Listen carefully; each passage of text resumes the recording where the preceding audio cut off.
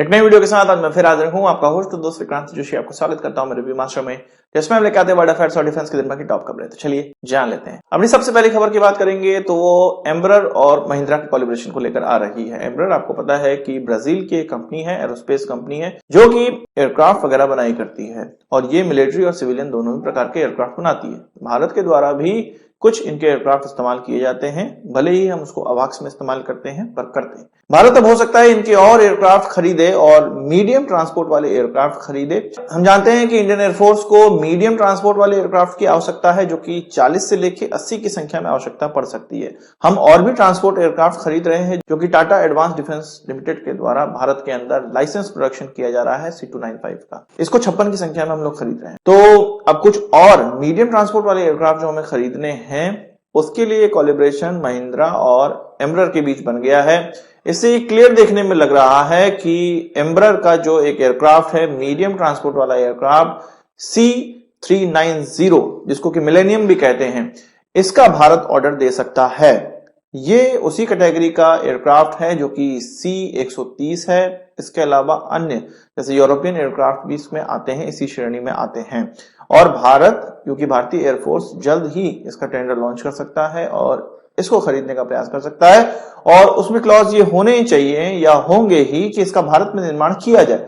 इसीलिए ये कोलैबोरेशन पहले ही हो जा रहा है। यहां पर अगर हम लोग एम्ब्रर के C390 मिलेनियम की अगर बात करें तो अभी तक ये 9 की संख्या में बन चुके हैं और इसके काफी कस्टमर, अन्य कस्टमर्स भी हैं ब्राजील को छोड़कर। ब्राजील के द्वारा, ब्राजीलियन एयरफोर्स के द्वारा इसकी 19 की संख्या का ऑर्डर दिया गया है, जबकि उनको 6 अभी तक डिलीवर किए गए हैं। इसके अलावा साउथ कोरिया हो गई, नॉर्वे हो गया, हंगरी हो गया, ये सारी कंट्रीज ने ऑर्डर दिया हुआ है और कुछ को एक आध डिलीवर भी हुआ है। तो इस तरह से ये एक नया नवेला एयरक्राफ्ट ही है, पर इसके पास कस्टमर हैं। पर इनके पास जो कस्टमर हैं उनकी जो डिलीवरी सुनिश्चित इनको करनी है 2026, 27 या 28 तक लग सकता है। भारत को अगर ऑर्डर देना है तो जल्दी ऑर्डर देना पड़ेगा, तब जाके कहीं 29, 28, 29 में भारत का नंबर आएगा। और अगर भारत के अंदर इसको बनाना शुरू कर दिया गया, और जो कि ये टेंडरिंग प्रोसेस में होगा ही, तो जल्द ही हमको ये डिलीवर होना स्टार्ट हो जाएगा। पहले ये देखा जाएगा कि फ्लाईवे कंडीशन में कितने हमें मिल रहे हैं, कितने की टेंडरिंग है और कितने भारत के अंदर बनाए जा रहे हैं। उसके हिसाब से सारी चीजें देखी जाएंगी कि डेट क्या क्या निकल कर आती है। आपका इस एयरक्राफ्ट के लिए अगर कोई जानकारी हो, कोई जानकारी शेयर करना चाहते हो, तो कमेंट बॉक्स में जरूर बताइएगा। बात कर लेते हैं डुकम पोर्ट की, जो कि ओमान के अंदर है और ये एक स्ट्रेटेजिक पोर्ट है जिसका कि इस्तेमाल सिविलियन और नेवी के लिए किया जा सकता है। वैसे तो ओमान का ये जो पोर्ट है ये बहुत दिनों से चालू है और ये कहें कि हम भारत को एक एज यहाँ पर प्राप्त हो रहा है। ओमान की तरफ से उनके जब राजा, या आप कह सकते हैं उनके बादशाह, जब भारत आए हुए थे 2 महीना पहले, उसके अब 2 महीने के बाद इस पोर्ट का एक स्पेसिफिक जोन, एक डेडिकेटेड जोन भारत को दे दिया गया है। इससे 2-3 तरह के फायदे भारत को होने वाले हैं। आप जानते हैं कि ये ओमान का जो इलाका है, या ओमान जो है, और ये जो पोर्ट जहां पर लोकेटेड है वो जिबूती के पास में है और यहाँ पर चाइना को बेस मिला हुआ है। साथ ही साथ ये सोमालिया के पास भी है और ये रेड सी के पास भी है। यहां पर हम लोग देख रहे हैं कि हुथियों का अटैक भी जो हो रहा है रेड सी पे, रेड सी में जाने वाली शिप्स पर, उसके लिए भी भारत पहुंचता है। इसके अलावा सोमालियन पायरेट्स का जो अटैक होता है उसके लिए भी भारत पहुंचता है। भारत को अरेबियन सी में और ये लाल सागर के आसपास के डिप्लॉयमेंट बनाए रखने के लिए आवश्यक है कि वहां पर कोई रिफ्यूलिंग हो सके, रसद सामग्री हमारे शिप्स में पहुंच सके, और इस रसद सामग्री और रिफ्यूलिंग के लिए हमें किसी पोर्ट की आवश्यकता है। तो यही पोर्ट, यही स्ट्रेटेजिक पोर्ट भारतीय नेवी के लिए भी काम करेगा।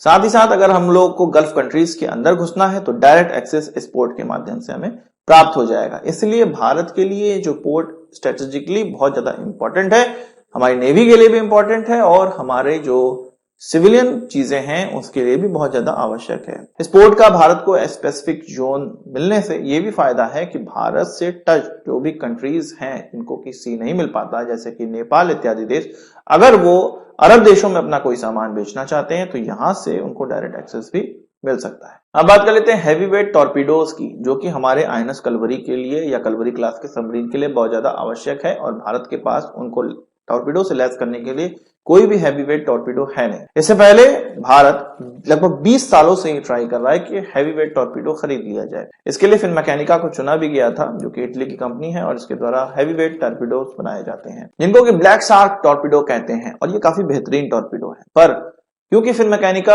या आप कह सकते हैं लियोनार्डो, जो कि अभी के नाम से हम लोग जानते हैं, ये हेलीकॉप्टर वीवीआईपी हेलीकॉप्टर चॉपर वाले जो कांड में फंसे हुए थे, स्कैम में फंसे हुए थे, करप्शन का चार्जेस था, इसीलिए इनको भारत के अंदर ब्लैकलिस्ट किया गया था। इसीलिए इनसे फिर ब्लैक शार्क टॉर्पीडो नहीं खरीदा गया था। अब इसके बाद फ्रांस की F-21 और जर्मनी की टॉर्पीडो के बीच में कंपटीशन हुआ और उसमें फ्रांस की F-21 अव्वल आई, पर उसको भी खरीदा नहीं जा सका।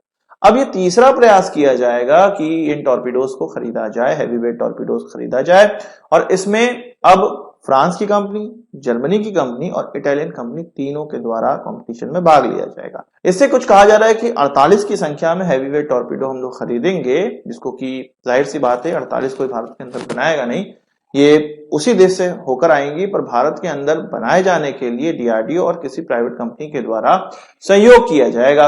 अब ये दो तरह का हो सकता है कि इन टॉर्पीडोज की खरीद में कुछ टेक्नोलॉजी ट्रांसफर की बात की जाए और किसी प्राइवेट कंपनी जो कि इसकी मैन्युफैक्चरर होगी, उसका उस बाहरी ओईएम से हो सकता है टाई अप हो जाए और डीआरडीओ के साथ वो एक ऐसा प्रोडक्ट बना दें जो कि भारतीय बाजार के लिए अच्छा हो, भारतीय नेवी के लिए अच्छा हो, तब जाके भारत के अंदर इसका प्रोडक्शन किया जाएगा। पर थोड़ी संख्या में हमें ये एक तरह से कहें बना हुआ मिलेगा, जिसके लिए इमरजेंसी प्रोक्योरमेंट किया जा रहा है और इसकी मंजूरी दी जाने वाली है। उसके लिए तुरंत मीटिंग होने वाली है अभी कुछ दिनों में, और जो बड़ा प्रोक्योरमेंट का प्लान है उसमें मेक इन इंडिया को ही देखा जाएगा, मेक इन इंडिया की तरफ ही देखा जाएगा और भारत के अंदर इसको बनाया जाएगा। डेवलप करने वाला तो कोई गारंटी नहीं है, पर जो खरीद के आने वाली है वो मुझे लगता है कि 1.5 से 2 साल के अंदर हमें मिल ही जाएगी। क्योंकि अगर ये जो हैवीवेट टॉर्पीडोज हैं नहीं मिलती हैं तो हमारा जो आईएनएस कलवरी है ना, एक तरह से बिना दांत का होगा, किसी को काट नहीं सकेगा। और हाँ, हमारी मर्चेंडाइज चेक करना ना भूलें, आपको कुछ पसंद आए तो आप उसको प्रोक्योर भी कर सकते हैं। व्हाट्सएप नंबर या हमारी वेबसाइट पे आप जा सकते हैं, आपको दोनों चीजें सामने दिख रही हैं। चलिए, तो आज की इस वीडियो के लिए बस इतना ही। आशा करता हूँ वीडियो पसंद आया होगा, आप इसको एक बड़ा सा से जोड़ देंगे। इस वीडियो संबंधी सवाल सुझाव हो कमेंट बॉक्स में जरूर लाइएगा, और यदि आपने हमारा चैनल सब्सक्राइब नहीं किया उसे भी कर लीजिए, क्योंकि हम इस प्रकार की वीडियो लाते रहते हैं। नमस्कार, थैंक यू, जय हिंद।